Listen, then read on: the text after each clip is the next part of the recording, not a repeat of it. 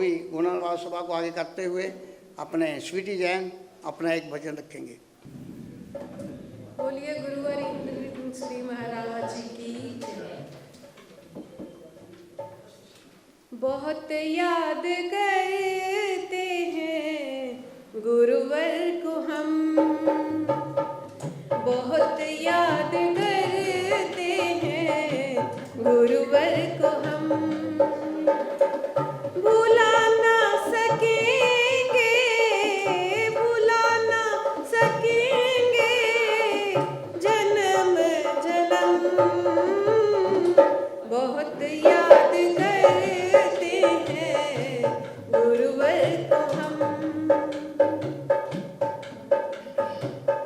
गुरुदेव महिमा तुम्हारी निराली, गुरुदेव महिमा तुम्हारी निराली, दयालु तुम्हीं से मिली खुशहाली, भाग्य सब अंधेरे, भाग्य सब अंधेरे, घुटन और गम, बहुत याद करते हैं गुरुवर को हम। मेरी जिंदगी को तुम्हीं ने सजाया, मेरी जिंदगी को तुम्हीं ने सजाया, मेरी खोई किस्मत को तुम्हीं ने जगाया, तुम्हीं मेरे साहिल हो, तुम्हीं मेरे साहिल हो, मंजिल परम,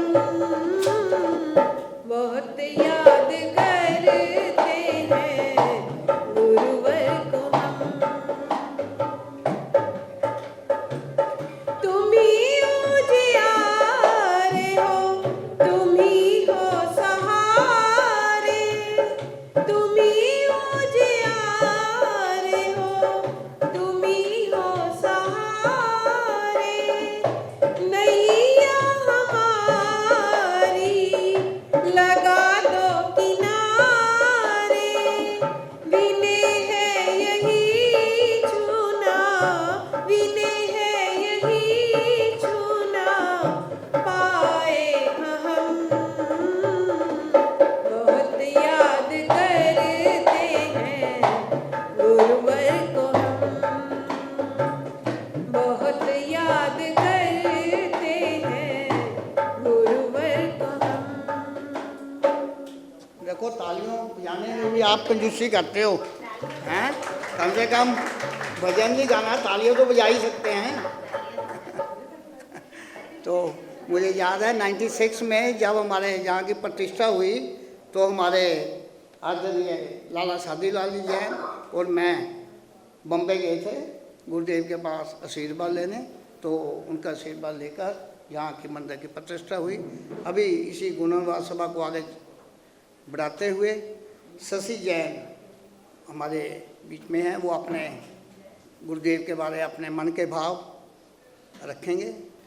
नैनों की पुतली में मेरे गुरुदेव की तस्वीर हो, नैनों की पुतली में मेरे गुरुदेव की तस्वीर हो, हर घड़ी दर्शन करूं ऐसी मेरी तकदीर हो,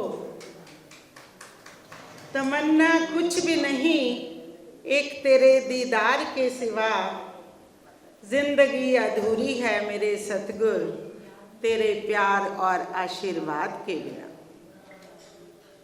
परम श्रद्धेय पाठ पर विराजित गुरुदेव को मथेन बंदामी सुख सादा पूछती हूँ और आपके स्वस्थ मंगल की कामना करती हूँ। सभी को सादर जय जिनेन्द्र। करुणा निधान शासनपति श्रमण भगवान महावीर स्वामी के पंचम गंधर श्री सुधर्मा स्वामी की यशस्वी पाठ परंपरा के 76वें पटधर परमार क्षत्रिय उद्धारक चारित्र चूड़ामणि जैन दिवाकर परम पूज्य जैनाचार्य श्रीमद विजय इंद्रदेव सुरीश्वर जी महाराज साहिब की जन्म शताब्दी वर्ष समारोह की संपन्नता पर ऐसे युग पुरुष को शत शत वंदन। हम चाहते तो थे एक नाटिका तैयार करवाना, किसी कारणवश वो हम तैयार नहीं करवा पाए, लेकिन मैं यहाँ शब्द चित्र के माध्यम से आपके समक्ष कुछ इस तरह से विचार प्रस्तुत करना चाहूँगी कि आप ये समझना कि आपके समक्ष एक नाटिका हो रही है जिसमें साक्षात गुरुदेव पधारे हैं, हमें आशीर्वाद दे रहे हैं। तो चलिए सबसे पहले चलते हैं बड़ौदा व पंचमहाल जिले के सालपुर गांव। कार्तिक वदी नवमी का दिन पिता श्री रणछोड़ भाई जी, माता श्रीमती बालूबेन बहुत ही उत्सुकता में हैं, क्योंकि बहुत देर से बालूबेन इस प्रतीक्षा में हैं कि हे प्रभु मेरे घर कोई ऐसा पुत्र रतन आए जो धार्मिक हो, जो समाज को साथ लेकर धर्म की प्रभावना को आगे लेकर जा रहा हो। इतने में ही रणछोड़ भाई जी के भाई सीता भाई जी आते हैं, साथ ही श्रीमती बालूबेन के बड़े बेटे अदय सिंह जी हैं। जिस उत्सुकता में सभी बैठे थे, अचानक समाचार मिलता है कि माता श्री बालूबेन ने एक बहुत ही सुंदर पुत्र रत्न को जन्म दिया है। मनमोहक सूरत लिए मोहन सबके मन को मोहने वाले पधार चुके थे और उन्हें देखते ही सब ने बोला कि इसका नाम मोहन रख देना चाहिए, क्योंकि ये सबके मन को मोहित कर रही है। नाम रख दिया गया मोहन। पास में ही एक छोटा सा गांव था डूमा, वहाँ प्राइमरी पाठशाला थी। थोड़ा से बड़े हुए मोहन तो वहाँ उन्हें प्रवेश लिया गया। वहीं जब पढ़ रहे थे तो एक बार उन्होंने जैन गुरु को वहाँ आते देखा। अभी परिचय नहीं थे, बालकों के झुंड के साथ दौड़े दौड़े उनके पीछे जाते हैं। गुरुदेव गुरुदेव, मैं भी आपके जैसा बनना चाहता हूँ, मैं भी आपके जैसा बनना चाहता हूँ। वो गुल्ली डंडा खेलते हुए बच्चे वो गुल्ली डंडा वहीं सड़क पर छोड़ करके गुरुदेव के पीछे पीछे चले जाते हैं। दिव्य लोक को हमेशा के लिए छोड़कर जा चुके हैं। बालक वहाँ पहुँचा। माँ का जाना बहुत ही दुखद है, बहुत ही दुख हुआ। अब गंभीर रहने लगे मोहन। जगह जगह बैठ जाते, सोचते रहते, लेकिन गुरुदेव का साथ था। फिर वहाँ चले जाते, वहाँ धार्मिक शिक्षा प्राप्त करते थोड़ी बहुत। लेकिन अभी 6 महीने ही गुजरे थे कि दूसरा वज्रापात हुआ। उनके पिताश्री भी उन्हें छोड़कर चले गए। तो एक ही वर्ष में ये 2 आघात उन्हें मिले। नन्हा सा बालक, केवल 10-11 वर्ष की उम्र।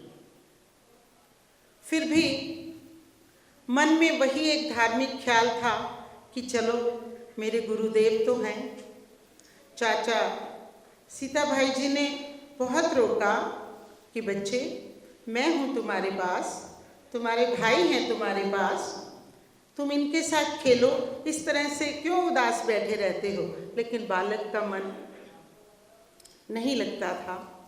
तो फिर से गुरुदेव के पास चले जाते हैं। वहाँ धार्मिक शिक्षा में अपना मन लगाते हैं। अब सीता भाई जी को लगने लगा कि ये बच्चा तो अब हाथ से गया। गुरुदेव रणविजय जी ने बोला कि जब तक आपके घर के हमें इजाज़त नहीं देते हैं, आज्ञा नहीं देते हैं, आप दीक्षा नहीं ले सकते। बालक को मानना पड़ा, घर पहुंच गए। लेकिन अभी मन को समझा ही रहे थे, लगभग 2 वर्ष व्यतीत हुए, गुरुदेव भी काल धर्म को प्राप्त हो गए। ये तीसरा आघात मोहन के मन मस्तिष्क में इस तरह से बैठ गया कि वो बार बार मन को समझाते, लेकिन मन मानता नहीं। अब तो ये सोच ही लिया था कि इस दुनिया में कुछ भी नहीं और मैं इसे छोड़ करके हमेशा के लिए संन्यास धारण करूंगा ही। लेकिन घर के लोग ये सोचते हैं कि अब इसे घर गृहस्थी में डाल दिया जाएगा तो शायद ये साधु बनने की अपनी इस लालसा को छोड़ देगा। तो अभी 17 वर्ष के ही थे तो इनका विवाह कर दिया गया। विवाह कर दिया गया, 8 महीने व्यतीत हो गए। 8 महीने व्यतीत हो गए तो एक दिन अर्धरात्रि को सोए हुए थे तो अचानक एक महात्मा जी नजर आए। एक महात्मा जी नजर आए, कहने लगे, अरे मोहन, कब तक सोता रहेगा? क्या उषा का आलोक तुझे नजर नहीं आ रहा? इसी तरह सोने के लिए तो शायद तुमने जन्म नहीं लिया है। अर्धरात्रि को ही उठे, चारों तरफ देखा, हर कोई सोया हुआ था। वो भाई अदय सिंह बार बार उनके पास आकर के देखते थे, क्योंकि उन्हें कस करके पकड़ के रखना था, गृहस्थी में पूरा ध्यान रखते थे। उन्होंने कहा और तो किसी का डर नहीं, भाई का बड़ा डर है। इधर उधर देखते हैं कि कहीं भाई मुझे देख तो नहीं रहा, लेकिन कोई वहाँ नहीं था। अर्धरात्रि को ठीक जैसे गौतम बुद्ध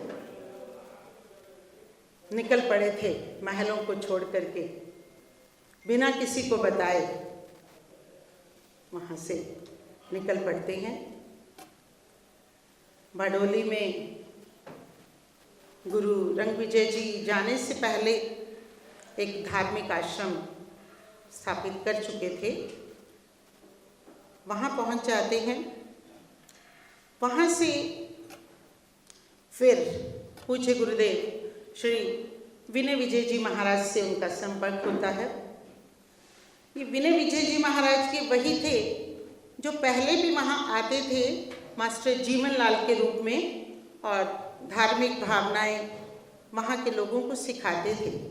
वही हमारे पूज्य गुरुदेव जी बने और उन्हीं के चरणों में बाद में हमारे इंद्रदेव जी महाराज साहब ने दीक्षा ग्रहण की।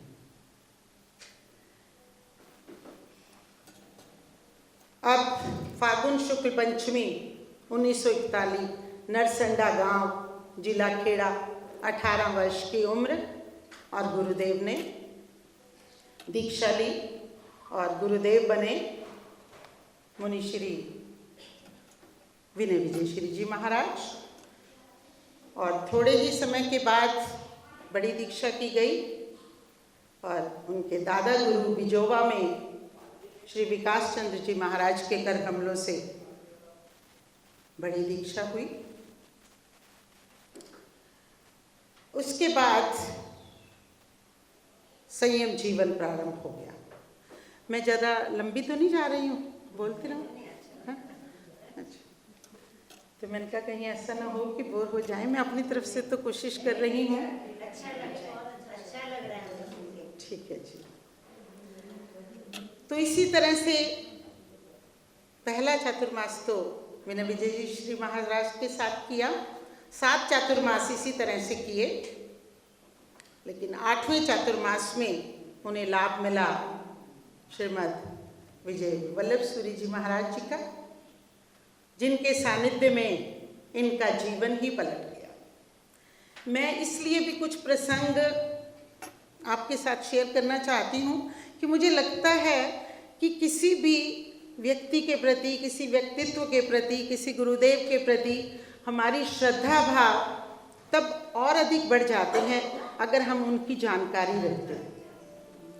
तो मैं इसी उद्देश्य से आपके समक्ष उनके कुछ प्रसंग प्रस्तुत कर रही हूँ। ये तो आप सब सुन चुके हो कि उन्होंने आसपास के क्षेत्रों में भ्रमण करके परमार्थ क्षत्रिय नाम किस तरह से कमाया, उनका उद्धार करके चारित्र चूड़ामणि शेर की तरह से हुंकार भरते हुए जहाँ भी जाते किसी भी तरह के व्यसनों को दूर करना उनका सबसे बड़ा उद्देश्य था। चाहे वो पहले ऐसे परमार्थ क्षत्रिय वंश के पहले गुरुदेव थे, लेकिन जो इनके मन में भावना थी, जो इनके मन में धर्म को आगे ले जाने की प्रेरणा लोगों को देने का इनका एक विशेष मकसद था, वो आज हमारे सामने है। उनके जीवन के एक छोटे छोटे एक दो प्रसंग मैं आपसे शेयर करना चाहती हूँ। कहते हैं गुरुदेव बहुत ही निडर थे, किसी तरह से भी कभी घबराते नहीं थे। तो एक बार कहते हैं कि वो मथुरा कौंसीवाल से फरीदाबाद की ओर विहार कर रहे थे। तो कोसीकला एक जगह है, गांव है, वहाँ पर उनका रात्रि विश्राम होना था। वहाँ चोर बहुत आते थे। सबने कहा महाराज श्री जी आपका यहाँ ठहरना तो बहुत ही खतरे का काम है, और उनके साथ बहुत से साधु साध्वियाँ भी थे। लेकिन गुरुदेव ने कहा कोई बात नहीं, आसपास स्थान देखा कि कहाँ ठहराया जाए, कोई स्थान तो नज़र नहीं आया। तो सरकारी स्कूल था, प्राइमरी सरकारी स्कूल था, कहते यहीं पर ठहराया जाए। तो उस विद्यालय में कमरे तो थे, लेकिन किसी भी कमरे का दरवाज़ा नहीं था। तो सबको बड़ा डर लगा कि यहाँ गुरुदेव को अगर ठहराया जाएगा तो रात को अगर चोर आ गए और किसी तरह से उन्होंने हंगामा किया तो क्या होगा। गुरुदेव ने कहा आप चिंता मत कीजिए। गुरुदेव वहाँ एक कमरे में रुके। तो वो जो कनस्तर पीपे होते हैं ना, कनस्तर, उनसे दरवाज़ा बना लिया गया। गुरुदेव अंदर विराजमान थे। अर्धरात्रि को लघु शंका के लिए उठे। उसके बाद वो स्वाध्याय में लग जाते थे। तो जैसे ही वो आसन बिछाकर बैठे, उधर से चोरों का एक झुरमट आया, पूरा का पूरा हुड़दंग मचाने के लिए। गुरुदेव ने कुछ नहीं कहा, अपना दंडासन लिया और फर्श पर 2-3 बार पछाड़ा, 1 2 3 बस। और वो तो इतने भयभीत हुए, उन्होंने कहा यहाँ तो लगता है हमारे से कहीं ज़्यादा बलवान लोग रहते हैं। वो भाग गए और कहते हैं उसके बाद उस गांव में उन चोरों ने प्रवेश ही नहीं किया। तो इस तरह से निडर थे और वचन के सिद्ध इतने कि जो उनके मुखारबिंद से निकल जाता वो पूरा होके रहता। मुरादाबाद से विहार करते हुए मुजफ्फरनगर पधारे। वहाँ पे उस समय जिन बिंबों की, यक्ष यक्षिणियों की और मणिभद्र देव की और गुरु वल्लभ देव जी की भी प्रतिमा की स्थापना होनी थी। बहुत बड़ा आयोजन था, लेकिन मौसम बड़ा खराब। इतना मौसम खराब हुआ कि सब आयोजक दौड़े दौड़े आए, कहने लगे महाराज श्री जी अब क्या होगा, अब क्या होगा, भरघोड़ा कैसे निकलेगा। महाराज श्री जी बोले भरघोड़े का टाइम क्या रखा है। बोले 9 बजे का टाइम रखा है। कहते 9 बजे का टाइम रखा है ना, अभी कितने बजे हैं। कहते अभी तो 8:30 बजे हैं। कहते 8:30 बजे है ना, मैं भी जाऊंगा भरघोड़े के साथ, आप चिंता मत कीजिए। एकदम अंदर गए, नवकार मंत्र का ध्यान किया, 5 मिनट में बिल्कुल बादल साफ थे, कहीं कोई आंधी तूफान नहीं, कहीं कोई बारिश नहीं, और वो बरगोड़ा ठीक उस तरह से सुंदर आयोजित जैसे किया गया था उसी तरह से निकला। तो ऐसा हुआ। अगले दिन कहते उसने आंबिल किया और उसके बाद भूत का तो नामो निशान ही नहीं, उस घर में कहीं किसी तरह की भी ऊपरी छाया नहीं। और ये हसनापुर में भी हुआ। हसनापुर में एक कोई लेडी थी, उसके भी कहते कोई ऊपरी छाया आ जाती थी। तो गुरुदेव ने कहा कि कोई बात नहीं, वास्तुशिल्प डाला, नवकार का ध्यान करो, सब ठीक हो जाएगा। और कहते ऐसे शेर की तरह दहाड़ती हुई, सांप की तरह फुंकारती हुई वो औरत आगे आई। गुरुदेव ने वास्तुशिल्प डाला, एकदम से चरणों में झुक गई, और उसके बाद कोई इस तरह की बात नहीं। तो ये छोटे छोटे प्रसंग मैंने इसलिए आपके समक्ष रखे हैं कि हमें पता चले कि हमारे गुरुदेव कितने परिचय सहकर फिर इस पद पर पहुँचे थे। बाकी आप सुन ही चुके हैं, आचार्य पदवी तक पहुँचे, गच्छाधिपति बने, फिर उन्होंने सबसे पहले उद्धार किया, फिर मध्यम वर्ग समाज के साथ जुड़ने के लिए उन्होंने इंद्रधन कॉलोनी बनाई, फिर साधारण लोगों के साथ मिलने के लिए उन्होंने आत्म जैसी सत्यनिष्ठा उनके अंदर थी, समुद्र जैसी गहराई, ये सब गुण के अंतर थे। आज हम उनकी जन्म शताब्दी समारोह में सब सम्मिलित हुए हैं।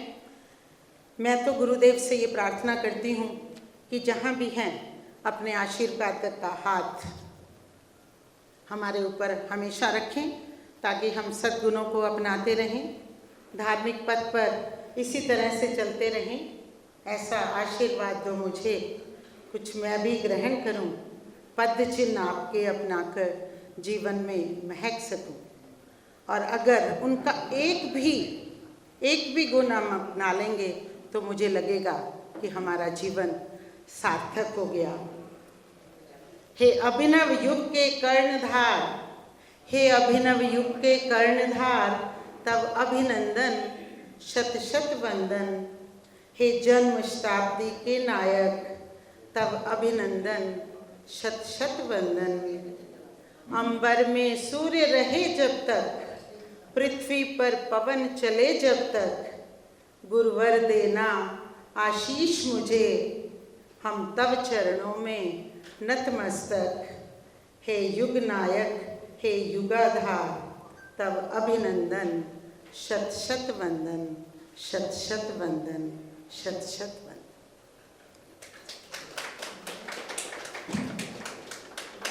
हम तो पीछे दौड़ते दौड़ते गुरुदेव को पकड़ते थे, यानी गुरुदेव निकल गए, चलो जल्दी करो। तो इस तरह से विहार, गुरुदेव का जबरदस्त विहार होता था, और इतने कड़क भी जबरदस्त डिसिप्लिन के वो माहिर विहार किया। और बिहार में अष्टमी तिथि आई तो गुरुदेव का ऐसा था कि तिथियों में कम से कम एकासना जरूर होना चाहिए। यानी गुरुदेव का ये नियम था कि मेरे साथ जो भी साधु साध्वी रहते हैं। आज परमार्थ सत्य उदाहरक इंद्रधन सुरेश्वरी महाराज साहब के शताब्दी महोत्सव पर शशि बहन ने बहुत ही विस्तार से और गुरुदेव के अलग अलग पहलुओं पर अपना मन के भाव रखे, दिल के पुष्पों को गुरु के चरणों में अर्पित किया। बहुत बहुत अनुमोदना। अब मैं भी थोड़ा सा जो मुझे रह गया है बता देता हूँ कि मैंने आपको 77 का जिक्र तो कर ही दिया। ये कंचन बहन हाथ जोड़ रही है कि ज़रा कम ही बोलना। तो उसके बाद मैंने आपको 89 का भी जिक्र किया और 96 का भी जिक्र किया, जब यहाँ पे हमारी प्रतिष्ठा का समारोह हुआ, तब भी हम बम्बई गए थे। और उसके बाद गुरुदेव के साथ जो मेरा परिचय रहा वो रहा 2001 में। 2001 में गुरुदेव का जो अंतिम चतुर्मास था वो हुआ हरिद्वार में। तो हरिद्वार में जब चतुर्मास हुआ तो वहाँ पर कुछ साधुओं का आपस में या कुछ मैनेजमेंट के साथ कुछ थोड़ा सा विवाद हो गया। तो मुझे दिल्ली से नरेंद्र प्रकाश जी का फ़ोन आया कि सुशील भाई आप वहाँ पहुँचो, क्योंकि मैं हरिद्वार से बहुत अरसे से जुड़ा हुआ हूँ। तो उन्होंने फ़ोन किया तो मैं वहाँ पे गया। लगभग 1-1.5 महीना मैं वहाँ पे रहा। गुरुदेव तब थोड़े से स्वस्थ ही थे।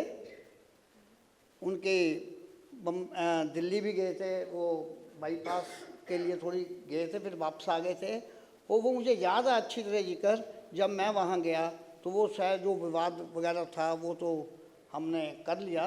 और उसके बाद मुझे याद है वहाँ पर गुरुदेव की निश्रा में श्री आत्मानंद महासभा जो उत्तरी भारत है उनकी कितनी ही मीटिंग वहाँ पे हुई, क्योंकि मैं भी वहाँ पे था। मैं भी महासभा से भी जुड़ा हुआ था, हरिद्वार तीर्थ से भी जुड़ा हुआ था। अतः वो सब मीटिंगें जो वहाँ होती, तब हुआ क्या, हमारे गुरुदेव इंद्रदीन सुरेश्वर जी महाराज साहब ने ये वहाँ पे ये जो अपना तीर्थ है ना मेरता रोड में, उन्होंने अपना नया परिसर रत्नाकर सूरी महाराज साहब को बना दिया था। उसके विषय में बहुत बड़ा विवाद था। वो विवाद वहाँ पर हरिद्वार में भी सब महासभा के लोग इकट्ठे हुए, गुरुदेव को बोला। मैं भी उस मीटिंग में बैठा था कि गुरुदेव ये आपने किसको बना दिया, बहुत कड़क है, ये चलेगा नहीं, ये वो, मतलब काफ़ी कुछ बातें हुई।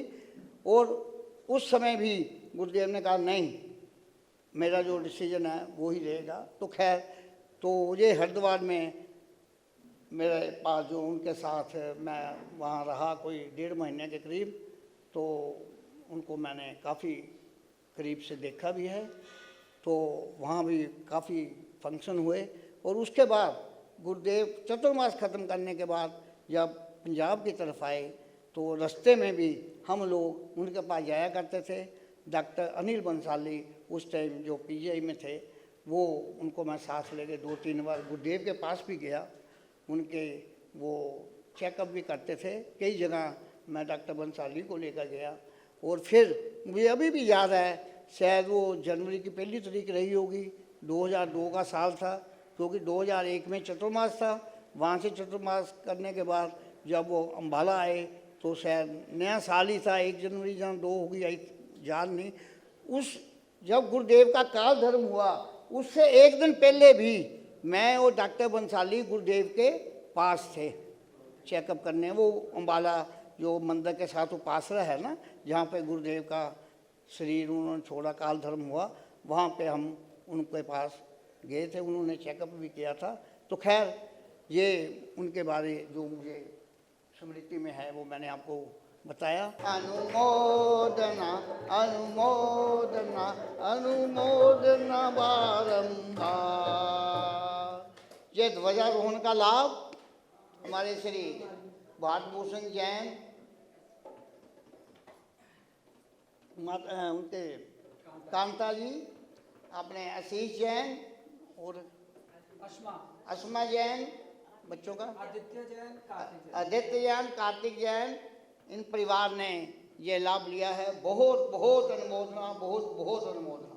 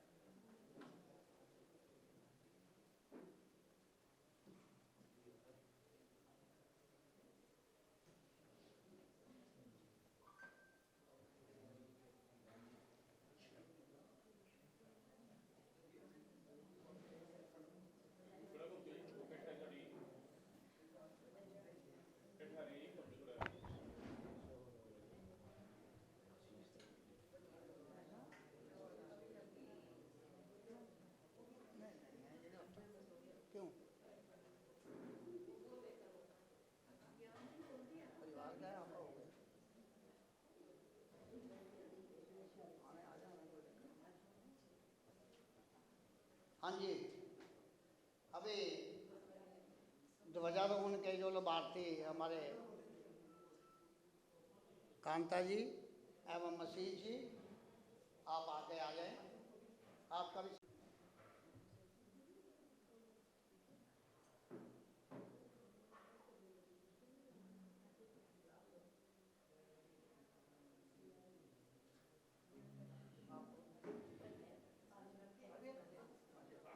ये सारा हमारा परिवार ही है। ये ध्वजा का लाभ भी हमारे परिवार का है।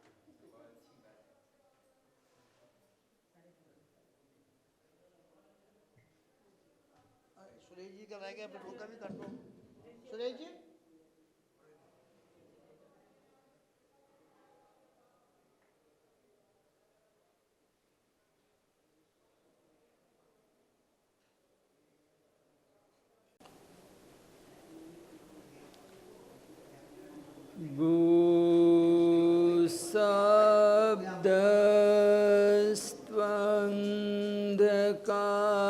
गुशब्दस्त्वन्धकारो स्यात्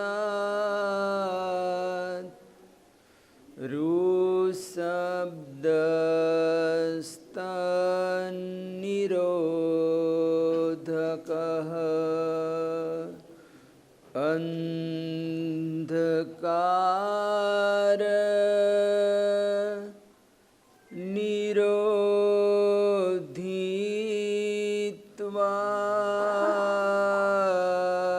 निरोधित्वात्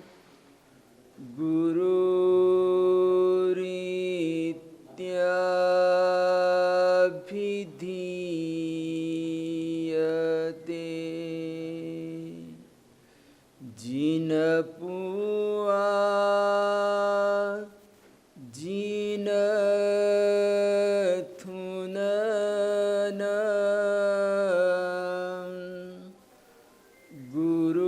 गुरुथुआ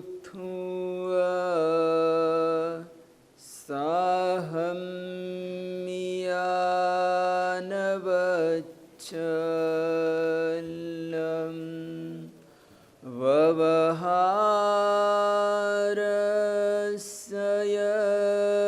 शुद्धि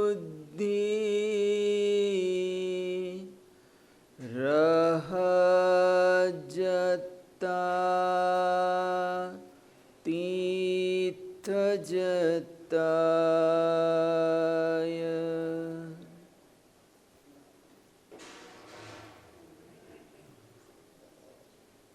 जैसा कि दैनिक प्रवचन में अपना विषय चल रहा है, श्रावक जीवन के 36 कर्तव्यों के बारे में कि श्रावक जीवन के कौन कौन से कर्तव्य हैं जो हम सभी को पालन करना चाहिए। उसके बारे में मनः जिनानम की सज्जाई में सभी कर्तव्यों के बारे में समझाया गया है, बताया गया है। तो यहाँ पर 36 कर्तव्यों में एक कर्तव्य आता है गुरुत्व। यहाँ पर एक कर्तव्य है गुरुत्व, यानी कि गुरु की स्तुति करना। तो हमारे परम वंदनीय, परम श्रद्धेय, प्रातः स्मरणीय, परमार क्षत्रियोद्धारक, जन जन की श्रद्धा के केंद्र बिंदु आचार्य भगवंत श्रीमद् विजय इंद्रदीन सुरीश्वर जी महाराजा के जन्म शताब्दी वर्ष को लेकर भारत भर के श्री संघों में साधु, साध्वी, श्रावक और श्राविका चतुर्विध संघ पूरे वर्ष से इंद्रदीन सूरीश्वर जी महाराजा के शताब्दी वर्ष को लेकर भिन्न भिन्न प्रकार के आयोजन कार्यक्रम संपन्न करवा रहे हैं। तो ये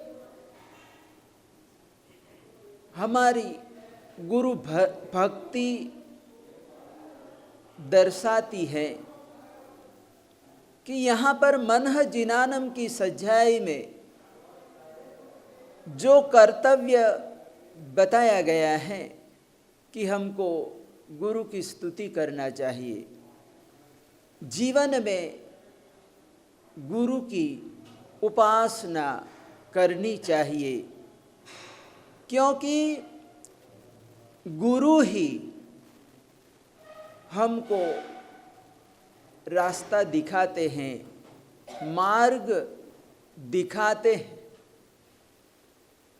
सिंदूर प्रकरण में गुरु के बारे में बताया गया है कि पिता, माता, भ्राता, प्रिय सहचरी, सूनु निवह, अर्थात कहा गया कि व्यक्ति का अपना परिवार होता है, माता पिता होते हैं, बहन होती है, पुत्र होता है, पुत्र वधुएं होती हैं, पोते होते हैं, पूरा परिवार होता है। लेकिन ये पूरे परिवार में अगर कोई हमारा सच्चा हितैषी, संसार में अगर कोई हमारा सच्चा हितैषी अगर कोई है तो वो हमारे गुरु है। कौन है? गुरु है। ठीक है, हमारा परिवार है, अपना परिवार है, लेकिन ये पूरे परिवार को होते हुए भी जो हमारे आत्म कल्याण के बारे में सोचने वाला, किसका कल्याण कैसे हो, आत्म कल्याण कैसे हो, तो आत्मा के बारे में, आत्मा के उत्थान के बारे में अगर कोई सोचने वाला, विचार करने वाला अगर कोई व्यक्ति होता है तो वो हमारे गुरुदेव हैं। क्या है? हमारे गुरुदेव हैं। ठीक है, हमारा परिवार है और परिवार के साथ हम रहते हैं। माता पिता का भी अपना कर्तव्य है, बच्चों को पढ़ाना, लिखाना, संस्कार देना, तैयार करना, ये हमारी फर्ज में आता है, कर्तव्य में आता है। लेकिन जहाँ पर आत्म कल्याण की बात है, क्या? हाँ, जहाँ पर आत्म कल्याण की बात है तो कहते हैं कि वहाँ पर गुरु के अलावा और कोई नहीं कर सकता। यहाँ पर नरक कुहरे रक्षितु मलम, यानी जीवात्मा, हमारा जीवात्मा नरक के अंदर गिरता है, नरक की कुहर यानी कि गुफा में गिरता है। तो कहते हैं कि नरक की गुफा में गिरते हुए जीव को अगर कोई बचाने वाला है तो वह गुरु है। कौन है? गुरु है, यानी गुरु के अलावा और कोई भी व्यक्ति नहीं है। और इसीलिए यहाँ पर गुरु का महत्व है। क्या है? गुरु का महत्व है। देव गुरु धर्म में भी कहते हैं कि देव की पहचान कराने वाले और धर्म की आराधना, साधना का मार्गदर्शन देने वाले, धर्मोपदेश देने वाले हमारे गुरुदेव होते हैं। और इसीलिए यहाँ पर बताया गया कि गु शब्दस्त्वंधकारो स्यात्, रु शब्दस्तन्निरोधकः, अंधकार निरोधित्वात् गुरुरित्यभिधीयते। यानी गुरु की परिभाषा करते हुए यहाँ पर बताया कि गु यानी अंधकार और रु यानी कि रोकने वाला। यानी अर्थ हुआ, गुरु का शब्द का अर्थ हुआ कि अंधकार को रोकने वाला। गुरु का अर्थ क्या होता है? अंधकार को रोकने वाला, अंधकार को दूर करने वाला। तो जो हमारे गुरु महाराज होते हैं अपने शिष्य में रहे हुए अज्ञान रूपी अंधकार को दूर कर देते हैं और ज्ञान की ज्योति प्रज्वलित करते हैं, ज्ञान देते हैं, ज्ञान प्रदान करते हैं और ज्ञान के द्वारा शिष्य अपना कल्याण करते हैं, आत्म कल्याण करते हैं। तो हमारे परम वंदनीय परमार क्षत्रियोद्धारक जैन दिवाकर आचार्य भगवंत श्रीमद विजय इंद्रदीन सुरीश्वर जी महाराजा ने भी जो अपने गुरुदेवों के जो कार्य थे, विजयानंद सुरीश्वर जी महाराजा के, आत्म वल्लभ समुद्र सुरीश्वर जी महाराजा के जो कार्य थे, उन कार्यों को आगे बढ़ाया। अपने जीवन काल में उनके निस्रा में बड़े बड़े आयोजन हुए। अंजन सला का प्रतिष्ठा महोत्सव संपन्न हुए। दिल्ली में विजय वल्लभ स्मारक है, तो विजय वल्लभ स्मारक की अंजन सला का प्रतिष्ठा महोत्सव संपन्न हुआ। और ये विजय वल्लभ स्मारक एक ऐसा स्थान था और प्रतिष्ठा में दूर दूर से गुरु भक्त आए थे, पूरे भारत से आए थे, विदेशों से भी प्रतिष्ठा महोत्सव में सकल श्री संघ पहुंचा था। और इतना वहाँ पर नज़ारा था विजय वल्लभ स्मारक में। और वहाँ जो आयोजन प्रतिष्ठा महोत्सव के जो आयोजक हैं और आयोजकों में प्रमुख रूप से हमारे लाला जी परम गुरु भक्त, अनन्य गुरु भक्त ऐसे राजकुमार जी जैन, इनके परिवार, वो आगे रह के उन्होंने सब काम करवाया स्मारक का और प्रतिष्ठा महोत्सव सफल बनाया, कार्यक्रम को सफल बनाया। तो ऐसे बड़े बड़े कार्य गुरुदेव की निश्रा में हुए। जहाँ जहाँ पर गुरुदेव पधारते थे वहाँ महोत्सव का आयोजन हो जाता था। हमने दीक्षा ली और दीक्षा के बाद हम गुरुदेव के साथ रहते थे। और जब गुरुदेव विहार करते थे, यानी गुरुदेव के इतना, जब हमने दीक्षा ली नए नए थे तो गुरुदेव में इतनी स्फूर्ति थी कि मतलब डंडा लिया, यानी विहार का टाइम हो, सुबह में भी 5 बजे समय हो गया तो चाहे कोई दूसरा साधु तैयार है या नहीं, गुरुदेव को निकल जाना है। क्या करना है? गुरुदेव को निकल जाना। हम तो पीछे दौड़ते दौड़ते गुरुदेव को पकड़ते थे, यानी गुरुदेव निकल गए, चलो जल्दी करो जल्दी करो। तो इस तरह से विहार, गुरुदेव का जबरदस्त विहार होता था। और इतने कड़क भी जबरदस्त, डिसिप्लिन के वो माहिर थे। एक बार अष्टमी थी, पावागढ़ से विहार किया और विहार में अष्टमी तिथि आई तो गुरुदेव का ऐसा था कि तिथियों में कम से कम एकासना जरूर होना चाहिए। यानी गुरुदेव का ये नियम था कि मेरे साथ जो भी साधु साध्वी रहते हैं, साधु हैं, तो उनके लिए ऐसा है कि चतुर्दशी है, अष्टमी है, पंचमी है, तो ऐसी पर्व तिथियों में कम से कम एकासना तो रहना ही चाहिए, होना ही चाहिए। तो अष्टमी का दिन था और गुरुदेव को पता चला कि इंद्रजीत ने एकासना नहीं किया है। तो फिर उन्होंने मेरे गुरुजी को बुलाया। किसको बुलाया? मेरे गुरुजी को बुलाया और बताया कि मतलब तेरे को बोलना चाहिए, तेरे को कहना चाहिए, मैंने तेरा शिष्य बनाया, क्या है, अब इसको तैयार करना, इसको तपस्या के संस्कार देना, पढ़ाना लिखाना, ये सब तेरी जिम्मेवारी है। किसकी जिम्मेवारी है? तेरी जिम्मेवारी है। तो इसने आज एकासना नहीं किया है। क्या किया है? एकासना नहीं किया है। बोलना चाहिए, इसको कहना चाहिए। और गुरुदेव ने मेरे को बुलाया और कहा कि हम साधु बने हैं तो साधु जीवन में तपस्या होनी चाहिए और ऐसी तिथियों में जरूर एकासना आंबील वगैरह करना चाहिए। और इस तरह से गुरुदेव सभी साधु साध्वियों को तपस्या के मार्ग में जोड़ते थे। और इतना वात्सल्य, ऐसी बात नहीं कि चलो किसी को कुछ कह भी दिया तो ऐसा नहीं, 2 मिनट के बाद वो वापस बुलाते थे, उसको प्रेम से समझाते थे, इतना वो वात्सल्य भी रखते थे, स्नेह वात्सल्य रखते थे। एक बार विहार करके आ रहे थे तो हम नए नए दीक्षा लिया है तो रास्ते में कभी बैठ गए, कभी वो स्थंडिल गए, ठल्ले गए, तो इस तरह से हम कभी पीछे रह जाते। तो केसरिया जी में जाना था, आदिनाथ परमात्मा के दर्शन करना था, तो केसरिया जी जाना था। तो एक रास्ता वो गांव में जाता था केसरिया, एक रोड जो था वो बाईपास यानी बाहर से निकलता था, तो मैं पीछे रह गया था। तो गुरुदेव आगे थे, 5-10 मिनट आगे थे।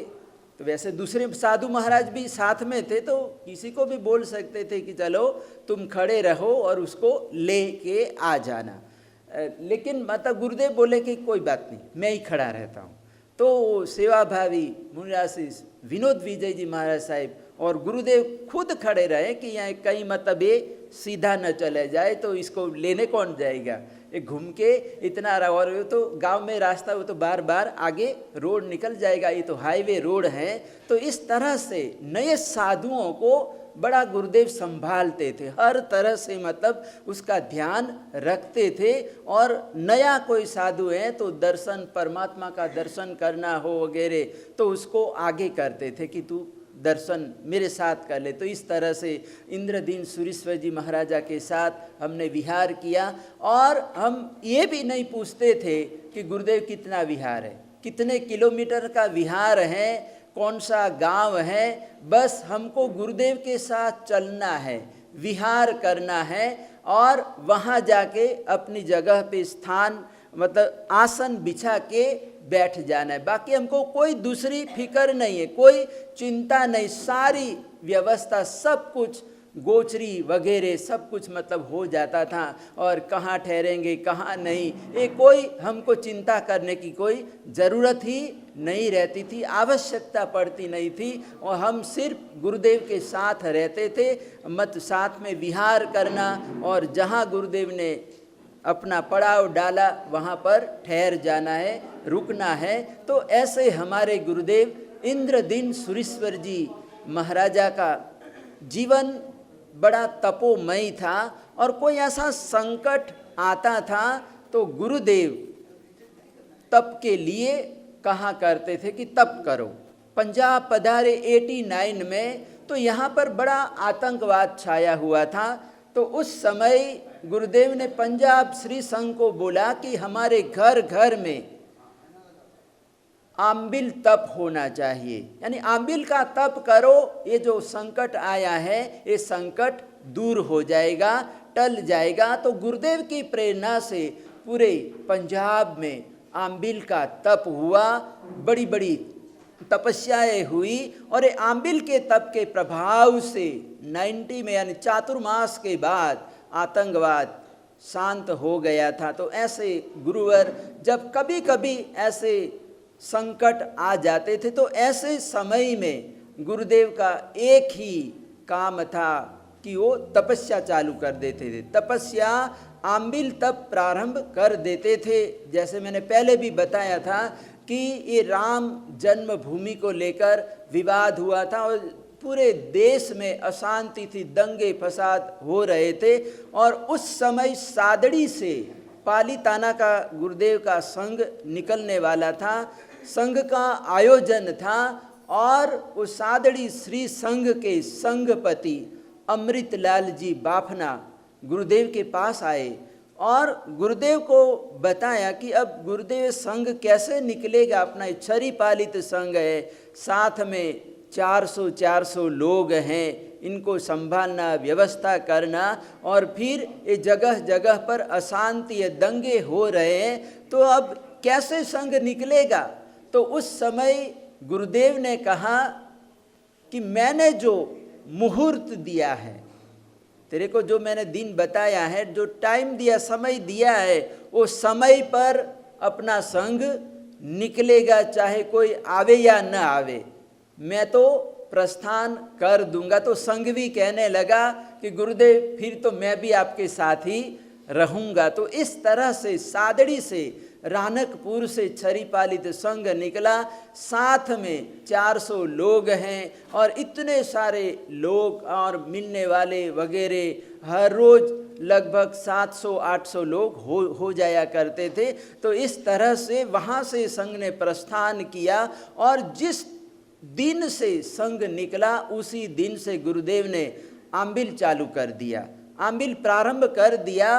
और जब तक संघ पालिताना नहीं पहुंचा, माला नहीं हुई, वहां तक गुरुदेव के आंबिल तब चलते रहे और पूरे श्री संघ को निर्विघ्नता से वहाँ पर पालिताना पहुँचाया और सभी को, सकल श्री संघ को दादा के दर्शन करवाए। तो ऐसे हमारे गुरुदेव का जो विल पावर था वो बड़ा स्ट्रॉन्ग था। क्या था? विल पावर बड़ा स्ट्रॉन्ग था। और पालिताना में जाके उन्होंने कहा कि मेरा एक प्रण था कि मुझे 2 वर्षी तप करने हैं। एक पारना तो मैंने हस्तिनापुर में कर लिया, लेकिन जब मैं कभी भी पालिताना जाऊंगा तो पालिताना में मैं वर्षी तप करूंगा और पारना भी पालिताना में ही करूंगा।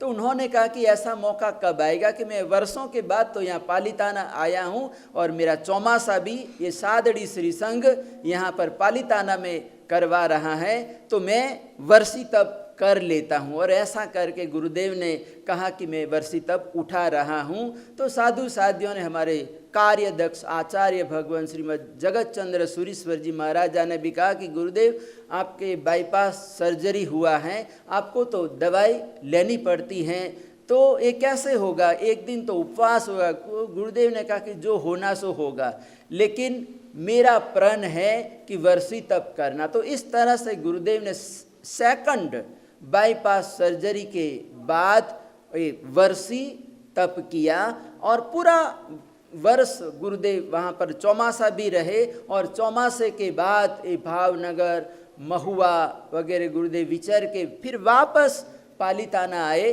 और पालिताना में पारना किया। और पारना इतना ठाठ बाट से, और उस समय जब गुरुदेव का पारना हुआ तो पारने के अवसर पर पूरा पंजाब पहुंचा था। यहाँ हमारे वो रोशन लाल जी, तृप्ता रानी ने स्पेशल ट्रेन निकाली थी, आयोजन किया था उन्होंने कि गुरुदेव के पारने पर सभी को पहुंचना है अपनी अपनी गाड़ियों से। और ट्रेन यानी स्पेशल ट्रेन पालिताना पहुंची थी पारने के महोत्सव पर। और उस समय ये हमारे सुरेश पाटनी वगैरह जो लुधियाना के गुरु भक्त हैं, उनका अच्छा परिचय था रविंद्र जैन से, यानी जिन्होंने रामायण में, रामायण सीरियल में संगीत दिया है। तो उनको, मतलब एक पंजाबी गुरु भक्त रविंद्र जैन को वहाँ पर पालिताना लेके आए, गुरुदेव के पारने के महोत्सव पर लेके आए। और उन्होंने जो गाना गाए, यानी गुरु भक्ति में ऐसा लगता है कि ये कोई वर्षों का गुरु भक्त आके यहाँ पर गा रहा है, गुरु भक्ति में गीत गा रहा है। वहाँ पूरे पालिताना में एक तहलका मचा हुआ कि रविंद्र जैन पालिताना में आया। कहाँ आया है? तो वहाँ पर जैन अजैन शाम को, रात में भी वहाँ पर कार्यक्रम हुआ। और उन्होंने ये जो रामायण की जो चौपाई है, रामचरितमानस की चौपाई वगैरह गाई। तो वहाँ के आजू बाजू के जो लोग, क्योंकि वहाँ पर तो मतलब ये रामायण के प्रति हमारे मुरारी बापू हमेशा कथा करते रहते हैं, तो वहाँ पर तो इतने लोग खुश हो गए कि गुरुदेव जैनाचार्य इंद्रदीन सूरीश्वर जी महाराजा यहाँ पर पधारे और उन्होंने वर्षी तप किया।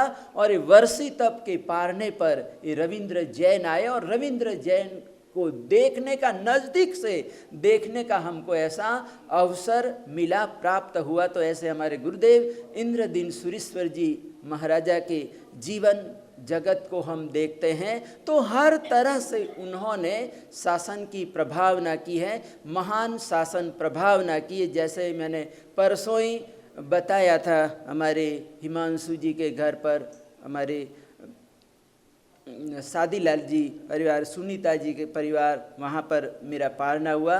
और वहाँ पर भी मैंने बताया था कि गुरुदेव का जैसा जीवन था और उस जीवन के अनुरूप ही अम्बाला में समाधि मंदिर निर्माण होने जा रहा है। और एक ऐसा स्थान यहाँ पर हमारी पंजाब की धरती पर निर्माण होने जा रहा है कि यहाँ पर सब कुछ होगा। देवगुरु धर्म, ये यानी जीटी रोड के ऊपर ये आया हुआ स्थान और आने वाले वर्षों में एक तीर्थ के रूप में, गुरु धाम के रूप में एक साकार रूप लेने जा रहा है। तो ऐसे तीर्थ के लिए भी हम चाहना रखते हैं कि जल्दी से जल्दी निर्माण हो जाए और प्रतिष्ठा महोत्सव भी हम अपनी आँखों से देख ले। तो इस तरह से हमारे गुरुदेव इंद्रदीन सुरेश्वर जी महाराजा का जीवन रहा है और उपकारमय, उनका परोपकारमय जीवन रहा हुआ है। और यहाँ पर भी यानी सभी मतलब यहाँ पर गुरुदेव का विचरण हुआ है। पंजाब की धरती पर, राजस्थान की धरती पर, गुजरात गुरुदेव पधारे, बम्बई, साउथ, इधर बिहार वगैरह, कोलकाता वगैरह सब जगह गुरुदेव का विचरण हुआ है। और विहार करके गुरुदेव ने जहाँ जहाँ पर भी उनके चरण पड़े वहाँ वहाँ धर्म की बहार आ जाती थी। तो ऐसे गुरुदेव, अपना समय भी मतलब हो चुका है, 12:15 हो चुके हैं। तो इस तरह से मैं अपने वक्तव्य को ज़्यादा लंबा नहीं करना चाहता हूँ, लेकिन फिर भी एक गुरुत्व यानी यहाँ पर मनह जिनानम की सजाए में एक कर्तव्य बताया है कि हमको गुरु की उपासना, गुरु की स्तुति करनी चाहिए, गुरु की भक्ति करनी चाहिए। तो एक गुरु की भक्ति है, यानी सब हम लोग यहाँ पर आके बैठे हैं।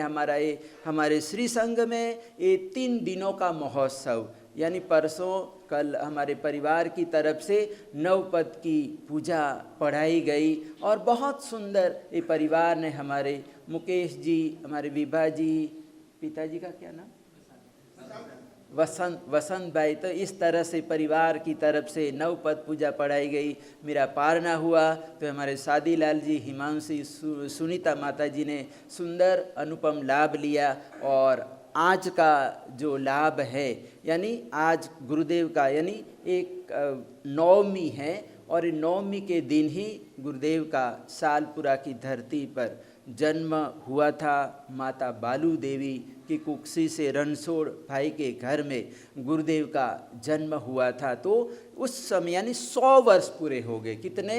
100 वर्ष पूरे हो गए। यानी जैसे कल ही वो विराट कोहली, क्या बोलते हैं, विराट कोहली ने 100 रन बनाए, सेंचुरी मारी। क्या मारी? सेंचुरी मारी। हाँ तो जैसे शतक लगाया, सेंचुरी लगाई, तो यहाँ पर भी गुरुदेव के 100 वर्ष पूरे हो रहे हैं। क्या हो रहे हैं? 100 वर्ष पूरे हो रहे हैं। और कल मैं प्रधान जी को कह रहा था कि यार मेरे मन में विचार आया, बाद में विचार आया कि एक गुरुदेव का 100वां वर्ष है और कल हम सभा करेंगे, गुणानुवाद सभा। तो गुणानुवाद सभा में 100 रुपये का संघ पूजन होना चाहिए। तो मैं तो कह रहा था कि 2-3 आदमी लाभ ले ले, यानी 25-25 रुपये के ऐसे लाभ ले ले।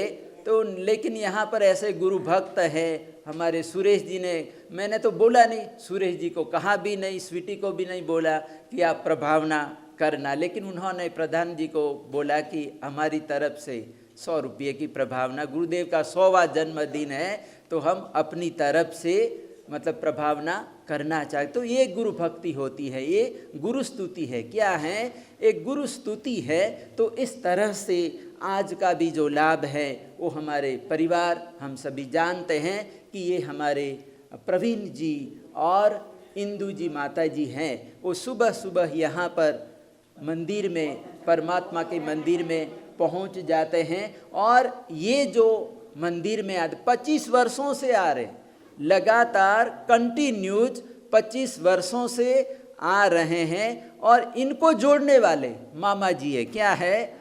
शादीलाल मामा जी जोड़ने वाले हैं।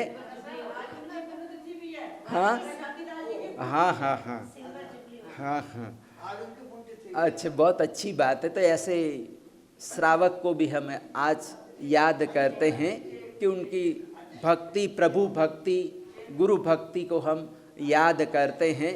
तो इस तरह से उन्होंने मतलब ऐसे महानुभाव हमारे श्री संघ में वड़ील हुए हैं कि जिन्होंने इस तरह से अपने आने वाले लोगों को, भावी पीढ़ी को भी चलो देवगुरु धर्म के साथ जोड़ा। चलो मैं तो पूजा करता हूँ, लेकिन दूसरे भी, नए भी जुड़ने चाहिए। और ऐसा करके उन्होंने मतलब ये प्रेरणा दिया। और ये तब से हमारे प्रवीण जी और इंदु माता जी का हर रोज मंदिर में आना, पूजा करना, तो इसका भी 25 वर्ष पूरे हो गए। जुबली यानी सिल्वर जुबली कहते, सिल्वर जुबली यानी खुशी की बात है। क्या है, बड़ी खुशी की बात है। चलो कोई शादी की सिल्वर जुबली मनाता है, क्या मनाता है, शादी की कोई 50 वर्ष मनाता है, लेकिन ये तो प्रभु भक्ति करते हुए, क्या है, प्रभु भक्ति करते हुए 25 वर्ष पूरे करना बड़ी बात है। क्या है, बड़ी बात है। तो हम तो चाहे कि चलो गोल्डन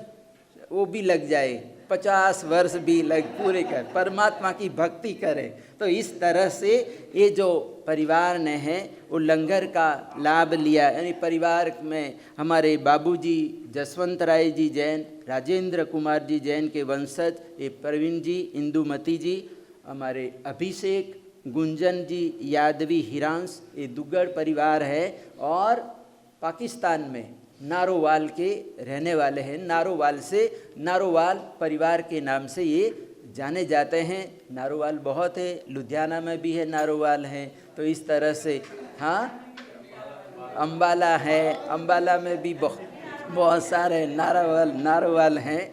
तो इस तरह से ये जो हमारा परिवार हैं, और ये परिवार कभी भी मतलब कोई बड़े महाराज जी या छोटे महाराज जी कोई काम कहते या कुछ कहते हैं तो आज्ञा सिरोधार्य करते हैं। मैंने आज सुबह ही कहा कि हमारे गुरुदेव की जन्म शताब्दी वर्ष चल रहा है और ये गुरुदेव का ही क्षेत्र है। इंद्रदीन सुरीश्वर जी महाराजा क्षेत्र हैं और वो मेरी जन्मभूमि है। मेरा छोटा सा गांव वालोठी गांव है और वालोठी गांव में गुरुदेव की प्रेरणा से, इंद्रदीन सुरीश्वर जी महाराज की प्रेरणा से वहाँ पर भगवान महावीर स्वामी का मंदिर बना हुआ है। एक ही सेठ ने बनाया हुआ है। सेवाड़ी निवासी राजस्थान के सरेमल जी सोलंकी के द्वारा ये मंदिर का निर्माण हुआ है। सारा लाभ उन्होंने लिया है और साथ में मंदिर के साथ में एक उपाश्रय भी बना हुआ। तो मतलब चौमासे में इस बार क्या बारिश भी बहुत गिरी, तो बारिश के कारण मतलब बारिश गिरने से मतलब उपाश्रय में पानी बहुत मतलब गिर रहा था। तो मेरे को समाचार आया कि इस तरह से उपाश्रय में पानी बहुत चू रहा है, गिर रहा है। तो मैंने ट्रस्ट मंडल से विचार विमर्श किया और उन्होंने ये भी कहा कि आप बार बार चौमासे करते हैं, यानी गुजरात में तो आपने बहुत कम चौमासे किए, यानी बम्बई में ज़्यादा किए, राजस्थान में किए, पंजाब में भी आपने बहुत टाइम दे दिया, समय दे दिया, लेकिन एकाध चौमासा गांव में करो, हमारे गांव, अपने गांव में करो, अपनी जन्मभूमि में करो।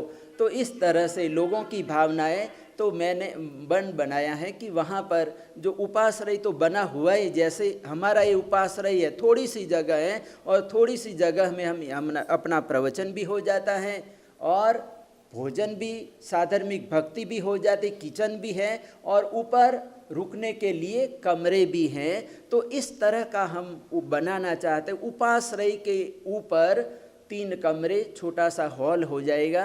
तो इस तरह से हम बनाना चाहते हैं। उपाश्रय के ऊपर ही कमरों का निर्माण होगा। तो इस तरह से मैंने सुबह सुबह में ही कहा कि आपके वेवाई जो लुधियाना में जनक राज जी बम्ब हैं और ये जनक राज जी बम्ब ने भी वहाँ पर गुरुदेव की प्रेरणा से जीवन पूरा गांव में मंदिर, उपाश्रय और वहाँ पर एक स्कूल भी चल रहा है। बड़ा उन्होंने अनुपम लाभ लिया हुआ है।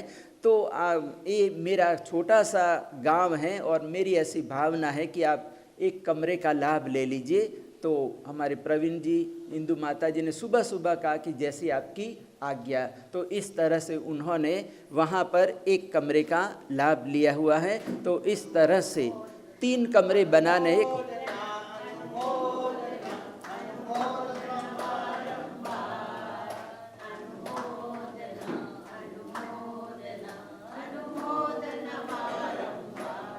वैसे मतलब वो संक्रांति भी अभी आ रही है और संक्रांति भी अपने परिवार की तरफ से ही ला। हाँ तो बहुत अच्छी बात है। चलो हाँ, दूसरे कमरे का हाँ, ये हमारे भूषण जी, माता जी कांता जी, आशीष जी है, उन्होंने भी दूसरे कमरे का लाभ लिया है। बहुत खुशी की बात है। खूब खूब अनुमोदना, ध्वजारोहण का भी लाभ लिया।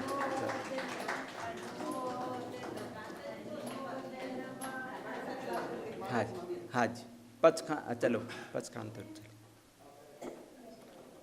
अंगूठे अमृतव से लब्धि तना भंडार, श्री गुरु गौतम समारिये वांछित फलदातार, उपसर्गाः क्षयं यान्ति, छिद्यन्ते विघ्नवलयः, मनः प्रसन्नतामेति,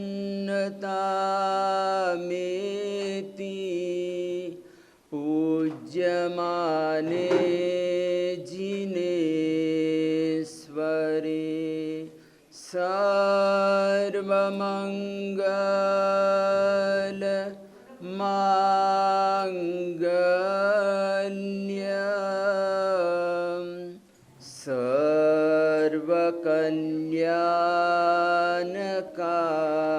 सर्वकल्याणकारणं प्रधानं सर्वधर्मानां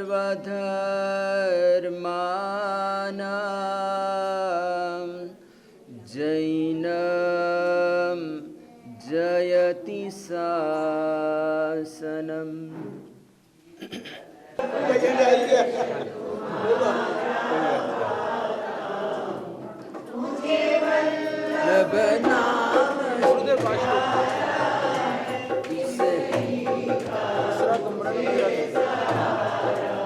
ठीक है, चलो मत किसी को बताना, कुछ नहीं कुछ बढ़िया हो गया। अच्छा, आपके 2 कमरे हो गए। हाँ ठीक है, तीसरा कमरा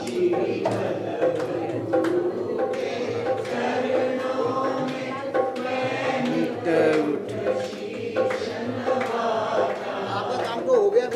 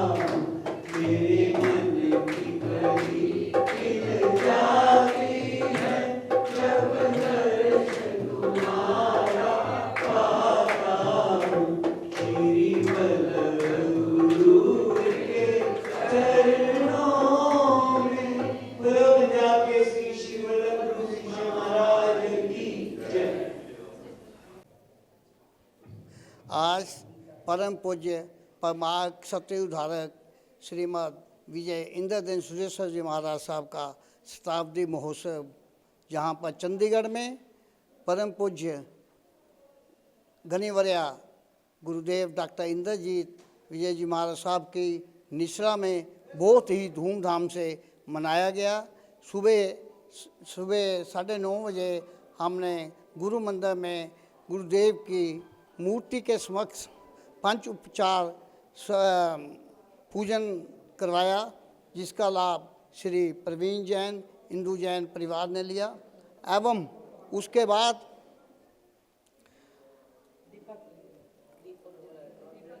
बाद गुरुदेव की प्रतिमा के आगे 101 दीपक जलाकर गुरुदेव की प्रतिमा के आगे प्रज्वलित किए और तत्पश्चात जहाँ पर गुणानुवाद सभा हुई और गुणानुवाद सभा में सभी लोग अपने विचार प्रकट किए और भजन भी हुए और गुरुदेव ने अपने गुरुदेव के बारे पर परमार्थ सत्य उद्धारक इंद्रदेव सुरेश्वर जी महाराज साहब के जीवन के बारे में बहुत पहलुओं से उन्होंने पूरा विस्तार से बताया।